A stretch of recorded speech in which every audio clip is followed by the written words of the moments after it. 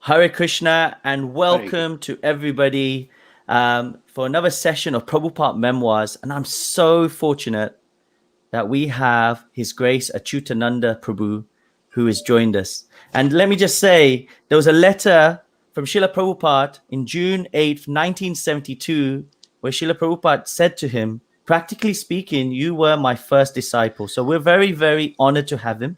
He's also an amazing author. He has written The Blazing Sadhus, which you will see next to his on his side on the top, well, my right hand, it might be a top right, left hand side, where it says about the Blazing Sadhus, which we'll be talking about. And also, he is a great Bengali Vaishnav folk song singer. And there, in the early days, you will check, if you check on YouTube or different places, put his name in, and you will get it coming up. So I am so privileged that we are speaking today. So thank you for your time, Acyutananda Prabhu. How are Thank you? you.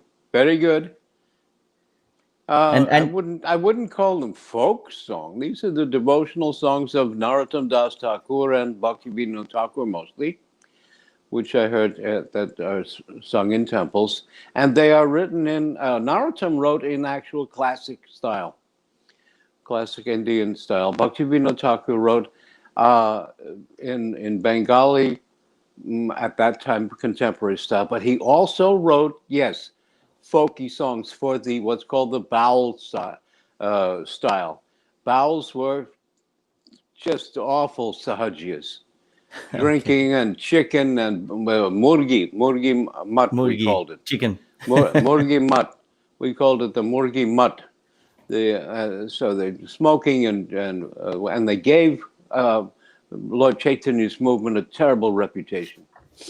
So Krishna. Bhaktivinoda Thakur wrote some song. I think Gai Gora Madhuru Sare, and also Hare Krishna, Hare Krishna, Krishna Krishna, Hare Hare.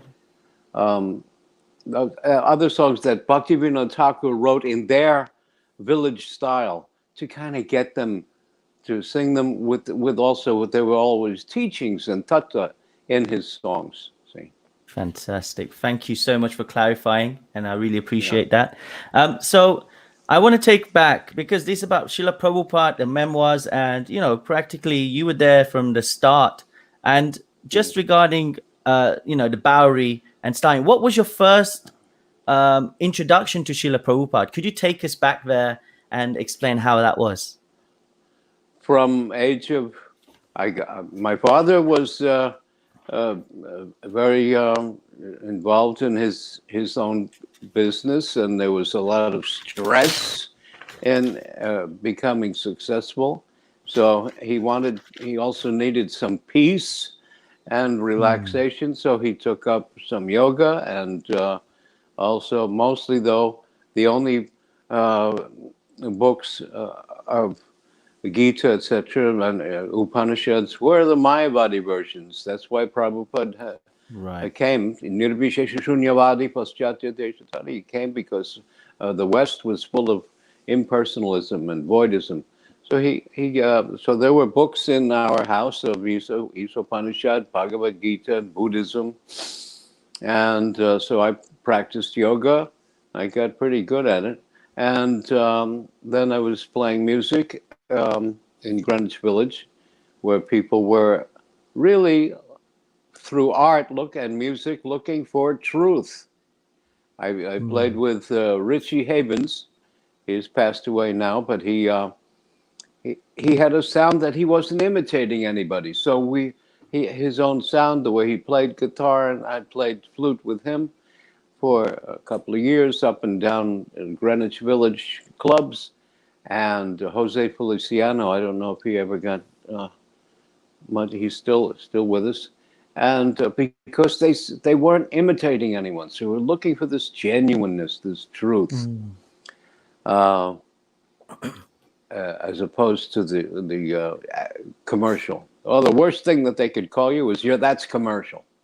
See, Okay. so then this was also we would uh, try and increase this or stimulate that with psycho drugs, which was not really helpful. So I met one young man, and I had visited. Even my mother had gone back to college, and she had a college trip to the Ramakrishna mission, and there was a Swami Acyutananda, and I also met later. Prabhupada sent me to see Nikolananda, big Mayavadis, and so then I met a man who said, "Oh, there's a Swami downtown." We had the uptown Swami, the downtown Swami. So I said, "Really? Where?" He said, "Well, he's chanting Hare Krishna, Krishna Krishna, Hare Hare, Hare Rama, Rama Rama, Hare Hare." I said, "I think I once heard that, but I did not." The books that I read were Shankaracharya, Brahma Satya Jagan Mithya, Jiva Brahmanaiva na para. The Brahman only is the reality, the world is false, and you are the same as God. Well, that's madness, see. Chaitanya Mahaprabhu has said, Mayavadi Bhasha Shunile Hoila Sarvanash. If you listen to Mayavadis, you would spoil everything, will be ruined. So I was pretty ruined spiritually. But I said, what address? And he gave me address of 26 2nd Avenue. And I went down there to see the storefront of Matchless Gifts and look through the glass. And there were several people. And in the way back of the end of the thing was Prabhupada, Swamiji then, before the titles of Prabhupada, sitting just on the floor on a grass mat. And he was glowing like 1,000 moons. And I thought, I don't know what he's eaten. I don't know what his philosophy is, what his methods are, what his practices are. I want that. When I grow up, I want to be that. I want to be that in 2 years.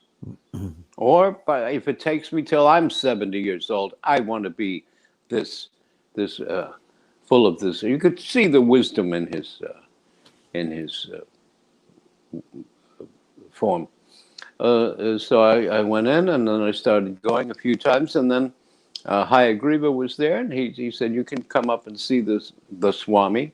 Prabhupada's first lecture was Sarvupadi Vanira Muktam Tat Paratvena Nirmalam Rishikena Rishikesha Sevanam Bhaktiruttama Bhaktiruchate. We always get those different. The other one is from Uttama is from Anya Vilashi Dishanim. Uchate. Sarvupadi Vinir Muktam, giving up all material designations of the body, all bodily designations. That I am of this nation, because your body was born in this country, you identify with that land. But if you go up in the sky, you don't see any borderlines. You don't see what is England or what is America, what is where. But we take on these designations. So after giving those up, then you can purify your Rishikena Rishikesha Sevanam Bhakti Ruchate. You can purify your senses to serve the Lord of the senses. Here's a funny example. I ride bicycle. Oh, it's over there. So some engineers had some fun, and they made a bicycle where you turn left and the wheel goes right. And you turn right and the wheel goes left. Nobody can ride it. Because our reflexes, every muscle and our balance and our inner ear is all set up for a regular bicycle. So it took a year for this one man to learn how to ride the reverse bicycle. Now, Prabhupada used to quote this all the time from the Prema Vaivarta of Jagannatha Pandit. Because we are near Maya, when the jivas are near Maya, we see Maya, the wonders of Maya, and we want to enjoy. And so all our senses are now geared for enjoyment.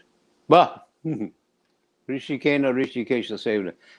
If you give up your material identification, you quit this ego, then your senses will slowly be turned around, and you'll learn how to ride the reverse bicycle. You'll learn how to turn around, come back from the enjoyment to the dedication, to the devotional. And that's who we really are. That is the nature of the jiva. So Thank this you. is what he is. So I went up to Prabhupada's room and I said, can you teach me Raja Yoga, the king of it? That was a kind of yoga process where you, after purifying your blood and your breath and the pranayamas and so on. But Prabhupada handed me, he always wanted people to read. Because reading is hearing, Sravanam Kirtanam. Again, we're changing, using our senses in the beginning. You have identified with the physical body. We're surrounded by the material nature. Heck, we're wearing it. See? So these senses are geared for enjoyment. The whole world is set up for our enjoyment. And the reaction, though, equal and opposite reaction, oh, there's rules here, though. You enjoy, you're going to suffer also. No. Because we're spirit, the first two pairs of opposites is spirit and matter. They don't fit. They do not. They're not compatible.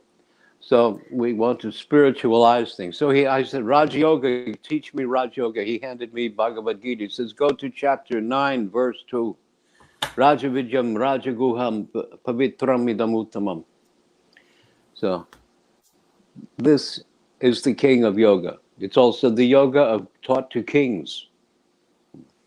But it can be directly perceived with your senses.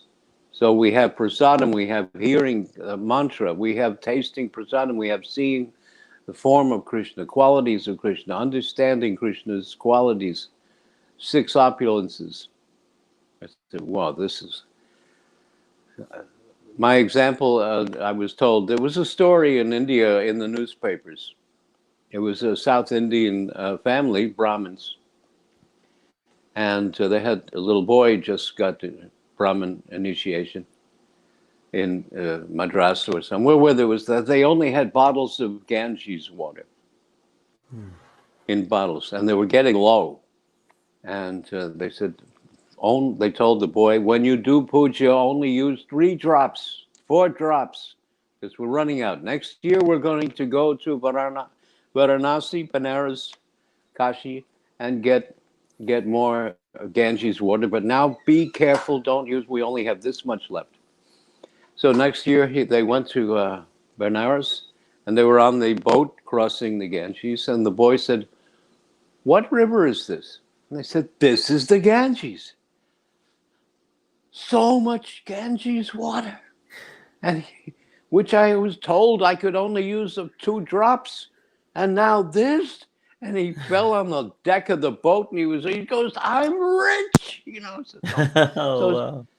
So that's the way we felt. We heard a few lines from Mayavad, a few Buddhist lines from here, something from Sufi Islam wisdom. Now it's ocean, a river of knowledge is coming out. It was unlimited, overwhelming body of work, body of knowledge. We're rich. Amazing. Look at that, from 2 drops to the whole, seeing the whole lake. Yeah, that's river. So the river itself flowing, and it's nice the way you said, the person said, I am rich.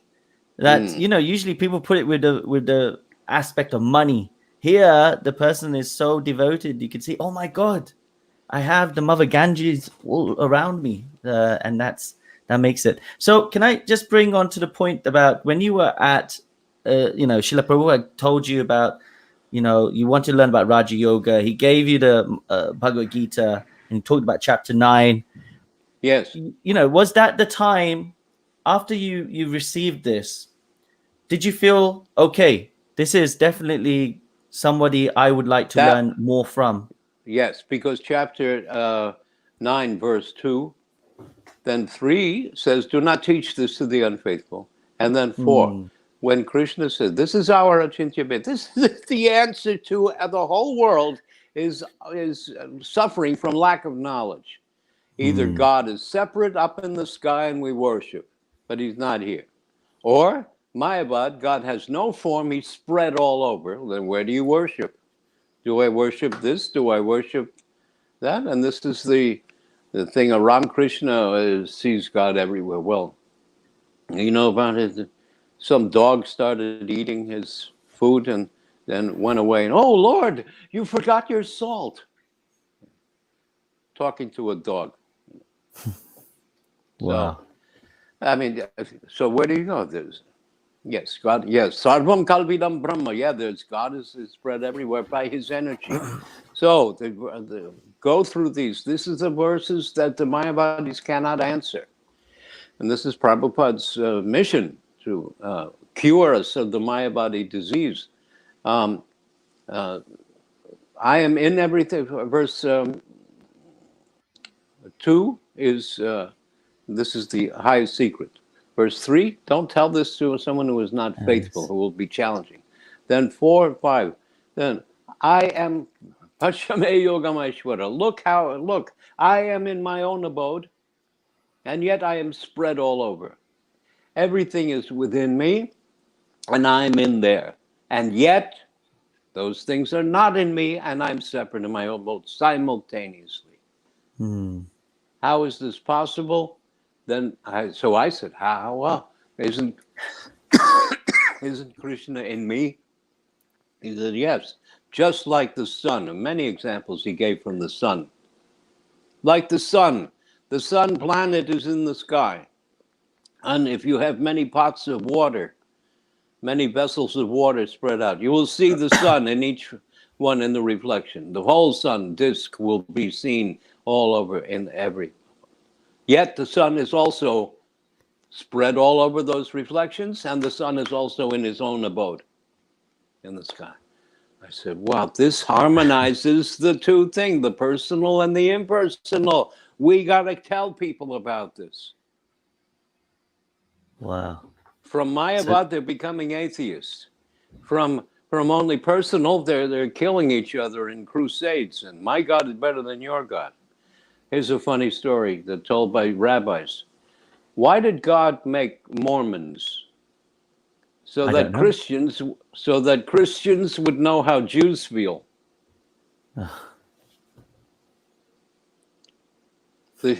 For thousands of years, there was only the Hebrew Bible. Then the Christians glued their Bible, the New Testament, onto the back of that. The Mormons have a Bible, it's this thick. They have the Old Testament, the Christian Testament, and then they put their books on it. And they call that the Bible. the way just adding. So, one thing that just when we were speaking, you talked about the Mayavad aspect. I remember you once went to a group. I think they used to call themselves Namo Narayana when they used to see each other. Yes, And then Mayavadis still do that. I didn't know that Mayavadis still do that. And then I think Srila Prabhupada, because you on morning walks, that's why I remember this was one of the morning walks he was speaking to you, and you mentioned about who you met and then your responses as well. And Srila Prabhupada was very happy with yourself in terms of that conversation. Can I just ask a few of those conversations that you had with Srila Prabhupada when you were having your morning walks, if that's okay? Well, And if you'd like to elaborate on that one. The Mayavadis like to try and figure out how they can, Bhaktisiddhanta says, dismember Krishna. How can we tear him apart and make it void? So they like to have an ashram, Mayavadi, the Shankaracharya, Adi Shankara started 4 mutts, north, south, east, and west in India, to have dominion. But his service was to bring he preserved the Vedas. If it weren't for Shankaracharya, the Buddhists would have wiped out the Vedic culture entirely. So we owe this great service done by Shankaracharya. And still today, even though we don't like their version, but Mayavadi Acharyas preserve Hinduism. That they will stand up for if there's any outside enemy or a group. And then because of the Shankaracharya line, Hinduism was kept in India. The Muslim and British came to occupy and invade, And they stayed for centuries. And they stayed in Iraq, Iran, Indonesia. They were converted 100% to Islam. They invaded India. They occupied India for centuries. Today, India is 85% Hindu, still. Because of our also Vaishnava darshan. The Vaishnava darshan is really the Purusha Sukta, that every form that we see is a expression of Krishna's form. So when the Muslims smashed our deity of Krishna in Mathura, they said, "We have killed the Hindus' god." Prabhupada quotes, "Avajandanti mang mudha manosing tanumasritam." You think that because I have a human form, that he would quote that constantly. Fools deride me because I have taken a human form, not knowing the Parampava Majananto Mamabhuta Maheshwara. I'm the Lord of the whole world. I'm not. You smash one picture of me. If you tear up my picture, am I dead? So, where was I? Just regarding just some of the morning walks, we talked about So the Mayavadis, they like to have an ashram in Vrindavan. So a householder gentleman, Hindu gentleman, invited me to see Acyutananda Swami, and he was a big shot Mayavadi at that time. And when I went in there, I was walking around, and on the veranda there were gentlemen, and they'd look at me and go, "Namo Narayan, Namo Narayan." I'm looking over my shoulder. Where's Narayan? You mean me? Do I look like Narayan? Do I have 4 arms? And do I have Shankha Chakra Gada Padma? Wow. But they think everyone is not only Jiva, but Narayan. Yeah, they think Narayan is also a Jiva. This is the Nash, the Sarvanash. They think Narayan is a Jiva in the modes of goodness. So Acyutananda is sitting there. He was huge. I mean, he was becoming formless. He was 500 pounds. He was actually becoming formless. And he would always lie on his side. See? And he looked at me and he goes, "Hare Krishna, Hare Krishna, Krishna Krishna, Hare Hare." And I thought, everybody in the world chant Hare Krishna except you. It was so offensive to hear him say. Still, so then mother said, "It's time for questions. Do you have any question?" I said, "No, I have no question." Because I know if I ask a question, he'll start vomiting Mayavad poison. No, try to ask some question. I have no question. I've heard everything from my guru. So I told all this to Prabhupada, and he thought it was he said, "Oh, Acyutananda must have been pretty offended." I said, "I don't care. He's not supposed to have any qualities. Nirguna." No. What else? Wow. So the letter that says practically speaking, you're my first disciple. There was an initiation before me of about 12, but they had all left. See? So the second initiation was myself, Kirtanananda, Brahmananda, and I don't know who else. There was a fourth one. I forget which one is there. And so we all stayed for years after. Wow. That letter was June 8th, 1972 that you got from Srila Prabhupada. So, and what about on the actual morning walks? Because we see videos of Srila Prabhupada of doing the morning walks, and there's certain disciples that are walking with. How does that happen in terms of is it just naturally whoever's around will just join, or is it just a few people said, "Okay, come along and come for a walk with Srila Prabhupada"? How does that happen? How did that happen? No big. Well, he went for a walk. And everyone just joined. Whoever's available, just joined. Yeah. I didn't go on so many because I was traveling elsewhere most of the time. I did 3 years tour of South India. Oh, wow. with the Yasodanandan and Brahmacharis, and we had some very good. It was at Udupi, Guruvayur, Udupi, the Madhwa charges. They loved us because Prabhupada's. I was there when Prabhupada composed the verse Nirvishesha Shunyavadi, and so they're Okay. so strong about Mayavadi Khandanam to break the Mayavadi that they loved us because every Swami that went to the West till then, from Vivekananda and on, they were all Mayavadis. And they could have given Shiva worship. They didn't. They gave yoga and void. They could have established Shiva temples. Even Shiva Linga can be, if they think they're Brahmins, and Shiva Lingam can be worshipped by every caste. But they didn't. They could have given the whole Vedic culture, but they didn't. It's a funny story. There was a minister who knew a yogi who had some foreign American disciples. And the minister told this yogi, why don't you give them Diksha like Bhaktivedanta Swami?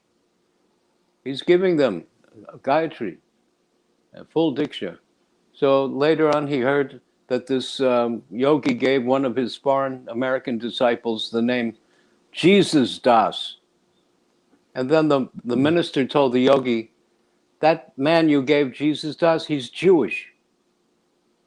So. Oh, and thank you for sharing. It's really nice to hear these little pearls that we may not have heard. There's another aspect of Srila Prabhupada that I think you mentioned. You talked about Srila Prabhupada thinking big. That Srila Prabhupada would think big. Can you just elaborate on this and examples?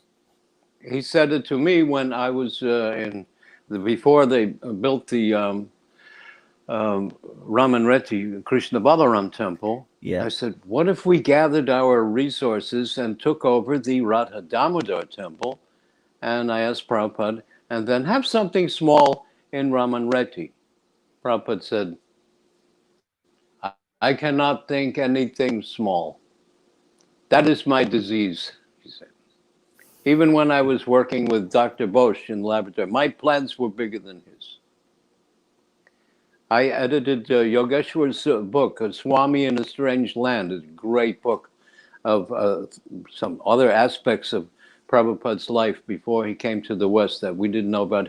Prabhupada was ready to begin an international pharmaceutical distribution corporation. He had English contract and Indian Ayurvedic contract, but it didn't happen. Didn't happen. But he was ready to push on with that because he had the big, and he would have done it because he had. But that big plan was taken by Krishna and said, "Okay, you are a man with big plans. You're going to give my Chaitanya Mahaprabhu's method in a big way. You're the only one that has international vision." Thank you. So Prabhupada was empowered to do that.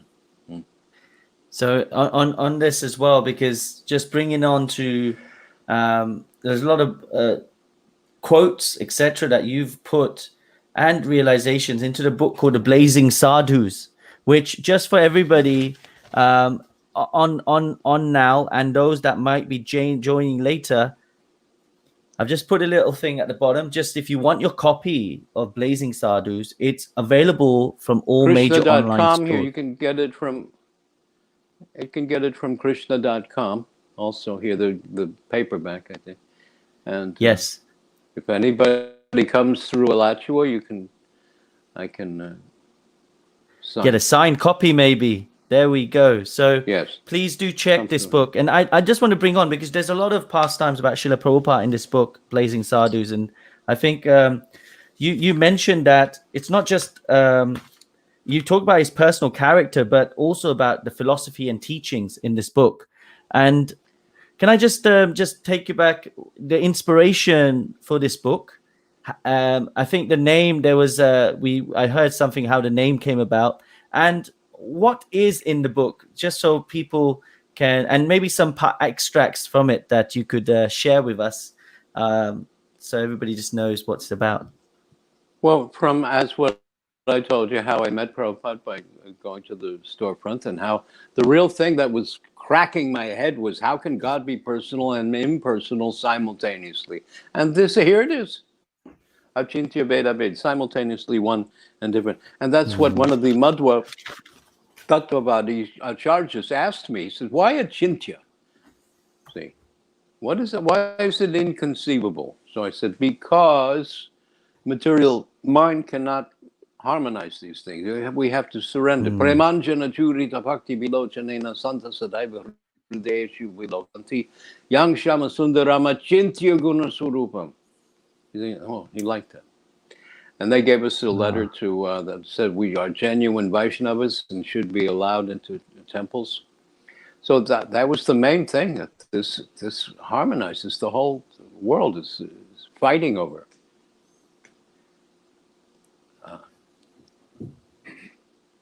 Wow. Prabhupada's character, you could not figure out Prabhupada's character. You could not, and don't dare try to think you know him. One time, he was in his room, and he said, where is Devananda Swami, disciple? And his secretary said, Devananda's washing his dhoti. And Prabhupada starts to laugh. And laugh and laugh. Devananda's washing his dhoti. Laughing and laughing. And the devotee there started laughing along with Prabhupada. And Prabhupada then stopped. He says, you never know why I laugh. So, cannot, no. When I first got Nectar of Devotion, it comes to the qualities of Krishna, gravity. He's grave. I thought, oh, grave means serious. But Krishna's always dancing. And then I look back at the book, and right there it says, gravity means you never know what his plans are. So you never knew what Prabhupada was going to do next. He'll say, pack up, we're going to Calcutta. Boom. It'll just be like that, and the change of plans. So you could never, don't try and figure out. I hear things that from the past, but, well, what Prabhupada really means, oh, don't you dare think that you can tell the mind of the Paramhamsa. No, thank you. Thank you for reminding us and for those examples. So regarding the book itself, Blazing Sadhus, what was the, for yourself, what was the inspiration to start that book? Well, I had to write down all the memories of Prabhupada, and so far I had seen many books written which were only, Prabhupada gave me a flower, and then we went to Hamburg, and then Prabhupada gave me a gulab jamun, and then we went to London, and Prabhupada gave me another flower, and he gave me a garland, and then he gave a lecture, and then we went to Tokyo, and he gave me a flower, and he gave a lecture. Well, that's just your travels. There was only sentimental, just things about the spiritual master's body. So I wanted to give the Prabhupada's teachings. And the title was a joke between me and, I don't know if you all know Brahmatirtha in the yes, well, we had he was on the session. I think our second session we had Brahmatirtha Prabhu on this Prabhupada Memoirs. Yeah. So yeah. So he really helped me with. He said, "I'll publish your book," and it was a joke between me and him. He said, "What do you want to title?" And really, I said, "The titles come last. After you write the book, then you think of a title. But how about the greatest story ever told?" He said, "No, that's already been used." I said, "Okay, Blazing Sadhus, because there's a comedy movie, Blazing Saddles, a comedy cowboy movie." So after I finished the book, he says, "Have you thought of a real title?" And right around then, I see there's a verse by Rupa Goswami that says the Ashta Sattvic Bhavas, the 8 symptoms of ecstasy, crying and falling and shivers and goosebumps and loss of color or dancing, these symptoms come in 5 intensities: smoldering, burning, flaming, flaming brightly, and blazing. I said, this is a sign from God, from Rupa Goswami. We keep the title Blazing Sadhus. Wow. The title stays. So that's how we got Blazing Sadhus. No, thank you. And please, everybody, do check it out. I've just updated the banner at the bottom. So www.store.krishna.com/blazing-sadhus. If you click that, if you type that in, that will take you directly to the bookstore where you can get your copy. And as Acyutananda Prabhu said, if you are passing Alachua, either get the copy from there or take it to him and you'll get it signed. So, hey, of course, we got COVID going on. So just after when you do start traveling. I don't know. No. But if you come to me, you don't have to go into quarantine. I have a nice collection of masks. Yes. The firemen here gave us masks. I have a paper one. I have a cotton one. I have a nylon one. And I don't know what we're going to wear on Halloween, though. That's true. So can I ask regarding what are your most memorable moments now with Srila Prabhupada? What is that stays with you that you would like to share? That's a great question. You also have to did you get Govinda Dasi to give her memoirs? We are composed a book. We're trying to get as many of Srila Prabhupada's disciples. Yeah. So hopefully we will be getting her on. So she asked me to write the foreword to her book, and it's a great book. And she talks about, yes, I cooked for him and he liked what I cooked, and then he told me a philosophy and a teaching. It's interwoven in there. That's why her book is also going to be a great book. So somebody asked me, I wrote this forward because somebody once asked me, what was the one high point of your time with Prabhupada? I said, yes, there was one. There was one moment, and it lasted 11 years. Oh, amazing. When you were with Prabhupada times, now you had a taste of what is eternity. Because everything else stopped. It was only Prabhupada, whatever, no matter where you were. One time, like I said, I was traveling in South India was like Satya Yuga. I don't know, I hope it still is. There was no pollution, and they were Brahmin. They were 14-year-old boys chanting Rig Veda. Evam samagayan-naste ha-bu ha-u ha-u ahamanam ahamanam ahamanam. They could chant. They could even speak mostly conversational Sanskrit. So Ramanujan and Uttaradi Madhva. And then we got a letter. Please come to Calcutta from Prabhupada. Please come and go to North Calcutta where they have these, I forget the name, because Prabhupada was losing taste. So there were these very flavorful things that you could have, and they're sold in North Calcutta. So from Satya Yuga, South India, I go to North Calcutta, pollution and crowds and taxis and cars and noise, and there was no culture shock at all. We just, okay, we're here. Whether you're here in Calcutta, you're in Satya Yuga, you're in anywhere, wherever you are, we're in service of Krishna. So nothing, this is, Prabhupada used to describe it many times. What is Krishna consciousness? He'd say it is the unconditional state of consciousness. Unconditional. The unconditional state of consciousness. Wow. Of consciousness. So, yes. That is fantastic. No, thank you. Thank you so much for sharing on that. So what is Krishna consciousness? The unconditional state of consciousness. Please, everybody, remember that. This is So everything nice to hear. material depends. Everything material depends on so many conditions. My physical health, adi atmik, adi bautik, adi daivik. Yeah. If it is the proper environment, if my proper myself, proper energy of my mind to do any one act, and then it has to be really sanctioned by the demigods if it's allowed. Sometimes the best laid plans, we say, of mice and men, can fail. Or someone else with another environment and another thing, with very little effort, he becomes a millionaire.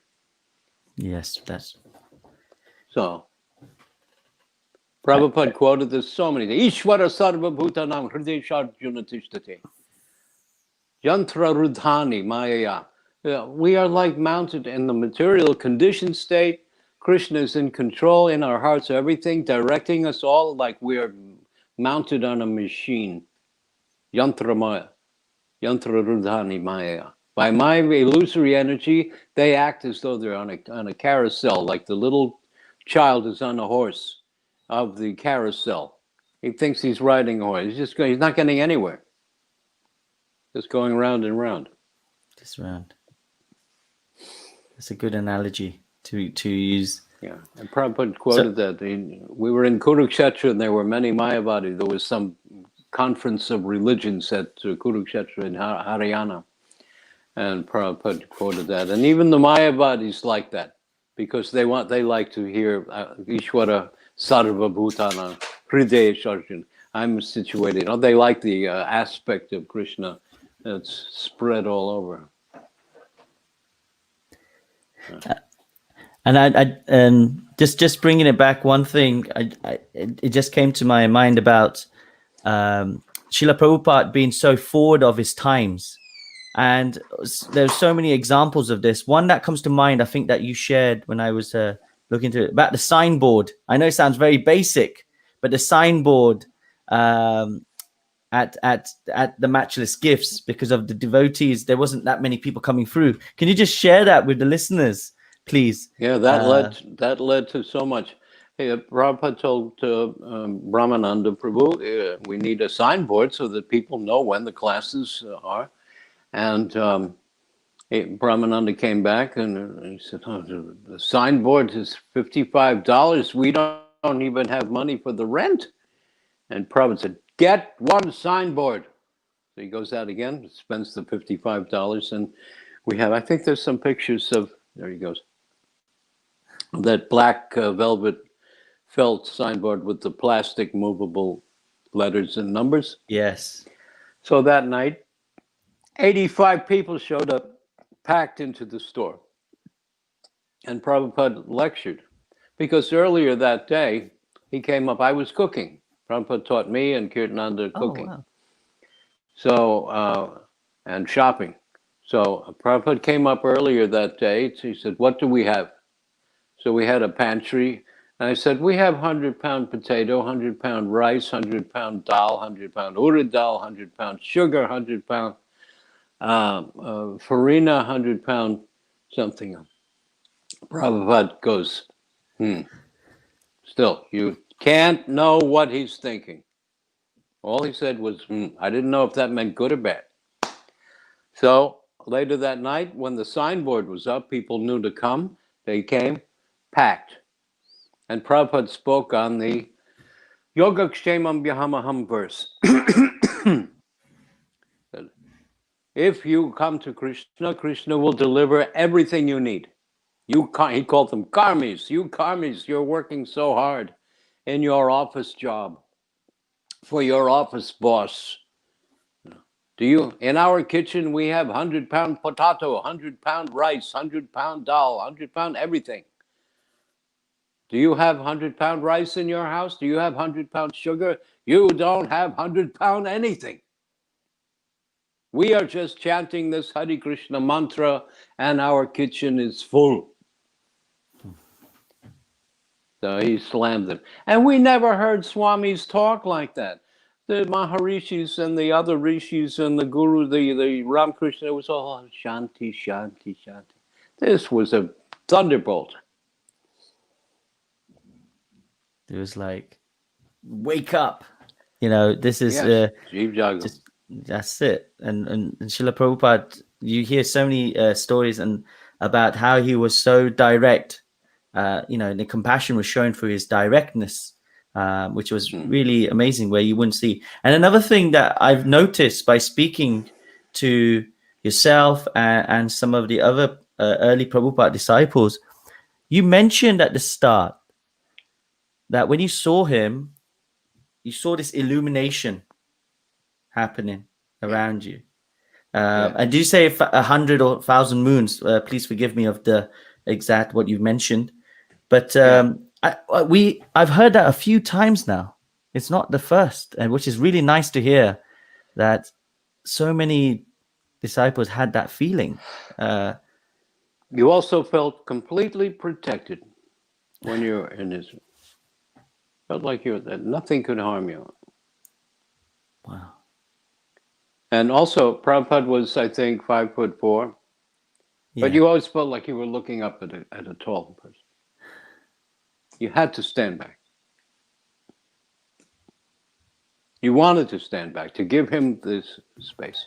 I even met an old Muslim in Mayapur who knew or saw Bhaktisiddhanta, and he said, "Oh, he was tall, but the Muslim old man," he said, "Jekona bosche e chitramoy."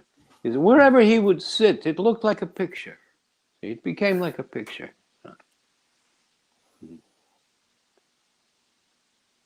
This is the power of the true Vaishnavas, the way that Srila Prabhupada. No, thank you for this, and thank you for today. I saw a few questions coming in, and apologies everyone. We're trying to keep it on the point, so we'll try. I'll try and bring some questions up that are. I had something talking about somebody mentioning about a songbook. Can you tell me something about the songbook? I'll put that up now. I went to India we there? I went to India in 1967, and then Prabhupada had his heart attack.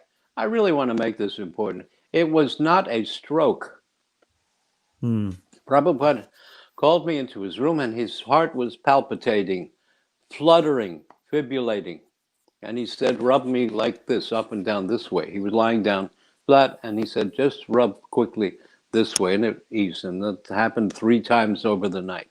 It wasn't a heart attack like, and it was not. Prabhupada had a custom of calling it a heart stroke. But it was not a stroke. Stroke is of the brain. And there are some after that, some people wanted to think that Prabhupada was not competent. No, it was not a brain stroke that we call where you get paralyzed. It was a heart, because he was really overworking. And we didn't know what he was saying. Like I said, unconditional. We thought he didn't touch the floor, So he was typing with 2 fingers until late at night. Then we got him the dictaphone, and when Gargamuni got Prabhupada the dictaphone at the shop, he bought the dictaphone, and he spent half an hour with the salesperson showing him how to work it. Spent whole half an hour. Then he brings it to Prabhupada, and he said, "I'll show you." They taught me how to work it. Prabhupada said, "That is all right. I know how it works." There were no dictaphones in India. No. But he knew, and he worked it immediately. So, how did this begin? Oh, songbook. So it's about the question about the songbook. Songbook. So Prabhupada had his heart. He wanted to live out his life if he would not pass on, continue. He would want to be in Vrindavan. So he went to India in June of 1967, and I went following in September, just around now. It must be this, the beginning, first week of September 1967. I went to Vrindavan. And then Prabhupada got better. And in December of 1967, he went back to America and really started big preaching with, really orchestrated by Shyam Sundar and Guru Das and their wives. and Mukunda, and they were all married. So those three household, he praised them. He said, you know, my Bhaktisiddhanta sent to sannyasis to the West, and they couldn't do anything. But you householders, ladies and gentlemen, married couples, are doing bigger preaching than any of them. So Prabhupada went back. So I stayed in India. I traveled around. It was in Radha Damodar Temple, and I would hear the songs of Vaishnavas. And then Prabhupada, in a letter, told me to go to his god brother Bhakti Rakshak Sridhar Dev Goswami. I had met him a year before. For the first time I saw a Vyas Puja, it was his Vyas Puja. And I stayed in his mutt, Chaitanya Saraswat mutt, for 1 year. And then he got, he was always in weak health, but then he got very weak health. So he sent me to Calcutta to stay with Bhakti Dayit Madhav Maharaj, Calcutta mutt, where I was able to preach bigger than in Navadvip village. And in all the places I heard them singing the songs of Narottam Das Thakur and Bhaktivinoda Thakur. So the ones most frequently used at festivals or daily, I translated. And then I got a letter from Prabhupada that said, if your book is in English, we will publish it. And I knew and I felt that the devotees in America were starving for music because they were writing their own songs. And their own songs sounded really silly. Hey, help Krishna and Arjuna, help the young guy out and free him from the doubt and the wow and all this rock and roll. See, I was a trained musician from in classical from 5th grade. We played orchestra. I played flute, classical orchestral flute. We played Bach and Wagner and Beethoven. And we knew the structure. We were taught the structure and theory of music. A melody has a certain form, and then there are chords that will harmonize, and modes and scales, and a structure, and all of this tells a story. Now, if the story is different than the meaning of the words, you got either comedy or just bad music. The tango is a dance of romance. You can't chant Hare Krishna, Hare Krishna, da da da da da, Hare. It's silly. It's offensive. You're laughing. See, it's silly. Yeah. So similarly, all these others, or rock and roll, Hare Krishna. Now you said that, let's see what comes out just now. You might start a new trend now just from that. No, I hope you not. Never know. But the original Bengali music, the Bengali tunes and music were fabulous. See? Beautiful tunes. And the words that go with it would also to express what is divine love. We don't know what divine love melody is. See?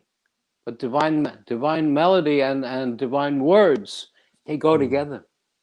Yes. That makes sense. Dhira Samira Vahi.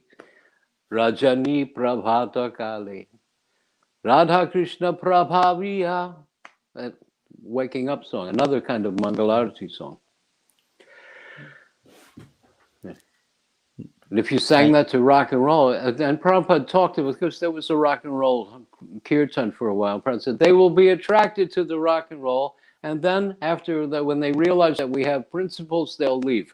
I saw it demonstrated in Central Park. There was a Hare Krishna rock and roll band. They were singing with keyboard, guitar, drums, and the leader kept saying, everybody, there were about 500 people in the audience in the park. They join in, nobody joined. Then he stopped the band. He walks up to the front of the stage and he goes like this. Hare Krishna, Hare Krishna, everybody's joined in, 500 people. Then he goes back to his drums, boom, starts the rock and roll, everybody in the audience stop. So you don't need your electric guitars and your whoopa-wappa woofer and tweeter amplifiers and because you want to play that, all you need is this. That's the first. And the pure mantra. Then right away, and that's why in several places in Chaitanya Charitamrita, Krishnadas Kaviraj says, "But I have written in such a way that even a child will understand. I've written this in such a way that even a dog will be able to chant Hare Krishna. I've written even a child will be able to explain God to others." So I took that and I wrote my book very simply. I took extra time, extra trouble to write it easy. And I had a piece of music in my head.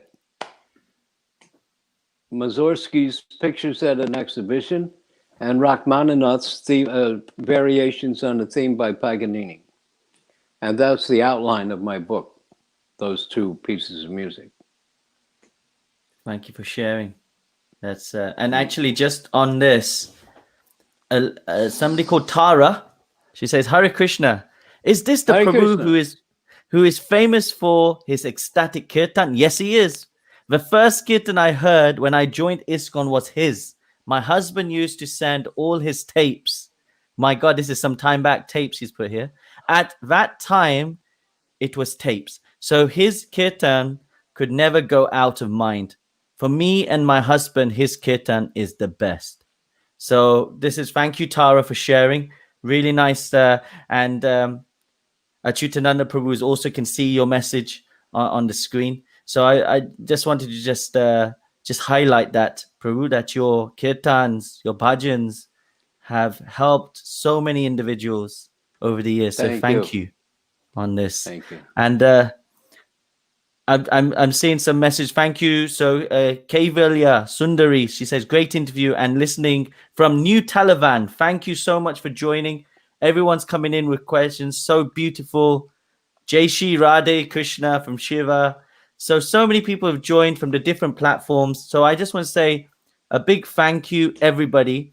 And I've had a message coming in from Chudamani Dasi. She says, Hare Krishna, His Grace Acyutananda Prabhuji, sharing Srila Prabhupada teachings are amazing and spiritually uplifting to hear. We have to have His Grace with us again to share these classic rare memoirs. Perhaps also His Grace can sing Narottam Das Thakur devotional bhajan in its original tunes, flute tunes, Chudamani Dasi. So we must have you on again as well, with your permission. Yeah. And some people have taken, so I heard some, I don't know how it got off like that, but the Narottam's Nam Sankirtan, Hare Haraya Nama Krishna, someone was singing it like opera. Hare Haraya, I don't know what, and I've heard this from many devotees from all over the different parts of the world. And Prabhupada came into the temple and said, what is this singing? I never taught this. So it's not good. It's not good singing, and it's not good kirtan either. If you should be able to hear the words and know the words. If the music is, if the instruments are too loud, or if there's just too much music, then the people can't follow. Sometimes they ask me, can you teach me some different tunes? And I don't know any tune. The best kirtan that get people is the tune that gets people to join and sing and to participate. That's the best tune. And what is that? Nice. Hare Krishna, Krishna Krishna, Hare Hare. No melody at all. But you want to hear the mantra. Not the singing. And by the way, you're a lousy singer. Yeah, that's thing. No, thank you so much. It's not even good singing. Sorry. I've had so many questions coming in. I think we'd be nice to have another session with you. Like Shankar is asking to share some preaching stories of South India. There's other questions that come through, but what we can do, Shankar, is that we'll try and organize with Acyutananda Prabhu again, because one session is never enough.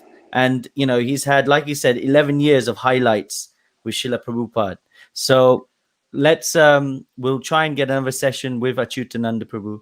And please do, on this chat that you're seeing from the different places, we've got Facebook, we've got the different channels such as Mayapur TV, we've got Bhagavad Gita channel, we've got Jayapataka Swami channel. Yes. How many people are listening now?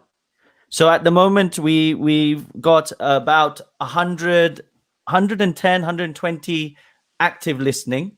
And that usually fluctuates up and down. But a lot of people like to hear the listen again afterwards. So this is an option for those that. So thank you for everybody that's joined in. It's really appreciated. And also we've got on YouTube as well. So the Mayapur TV channel, I've also got a YouTube channel and we're there. So we've come to the end of this session. So I just want to say thank you first, Acyutananda Prabhu. I know, thank you. Time is precious, and you taking your time out to share these wonderful gems with us is absolutely appreciated. Yeah. And we're really, really hoping we can speak to you again soon. And yes, today at 3. At Haribol? Today at 3 o'clock again. I'll be. You'll be on, are you, at 3 p.m. today? No, you can call me. Okay. Many people say, "Oh, I want to invite you to my house." I said, "I'll be there tomorrow at 3." Oh, wow. Important thing is that people should not put in their own ideas. This is how Prabhupada would say something, and no other. He would say this often. Try to understand. Try to understand. There's some fancy words. Exegesis means to draw out a meaning from a book. Eisegesis means to put in your own meaning. Oh, this means what I want it to mean. There's a story. A man is walking in the woods. He sees arrows in the trees, all of them right in a yellow bullseye target. Then he sees the man with the bow and arrow. He says, "Oh, you're a great shot." He says, "Well, I shoot the arrows and some of them hit the trees. And the ones that hit the trees, I paint a yellow target around the arrow." So this is putting in your own meaning. This is done. I can't stand it when devotees will say, "Well, what Prabhupada really meant," or "this mean." No, just read the purport and see what Prabhupada meant. And then, if you don't understand it, try to understand. Don't put in your own ideas. Receive it, and then you'll understand. It is not understood like a mundane thing. It is understood by Dadami Bodhi Yogam Tam Yena Mama Poyanti. Teshang Satata Yuktanang Bhajatang Priti Purvakam. Those who priti with loving devotion serve me, I give the buddhi, I give them intelligence. Not that I have an IQ, a number, because I know physics, or I know I have a PhD, or I have a this. There's so many, Prabhupada called them grand fools. So Thank you. That's in closing. That's in continued. Yes. In closing and to be continued. So in closing and be continued, and please take that instruction, everybody. It's very important that we listen as it is. That's why it's called Bhagavad Gita as it is, as Srila Prabhupada said. And I just want to finish on just a few comments that have come in just now, which is quite nice. Lakshmi Narayan Das, he said, "Acyutananda Prabhuji, nice to see you and hear wonderful interview on Facebook. I am seeing first after 44 years your servant Lakshmi Narayan Das." It's we get so many people are just putting, and then we've got Malini Mathura Matla. She says, "Great instructions from a stalwart soldier of Srila Prabhupada." Thank you, everybody. Thank you. And it's so nice. And then I'll finish the final one. So many others are coming in, but I'll finish with this one. Forgive me, everybody else. But Pedro, it says, "Until today, we have this old songbook as our standard songbook." So he is from Brazil. He says, here in Brazil, Acyutananda's Vaishnav songbooks and tapes was everything we have to learn those songs. So you've made such an impact to so many people, Prabhu. It's an absolute Thank you. honor and pleasure to have that time with you today. And everybody else, please do tune in. And also remember the Blazing Sadhus. Just before we finish, I want to put it on final time so everybody knows. The Blazing Sadhus, please get your copy. www.store.krishna.com/blading-sadhus. It's at the bottom. Check that link out. Of course, this is going to be on replay, so you can always check it again. In case you forget it, remember Blazing Sadhus. And then we are on weekly. So please stay tuned for who we have next week. And for now, I just want to say Hare Krishna, Acyutananda Prabhu, and we'll speak to you soon. Hare Krishna. Okay. Hare Krishna. Thank you.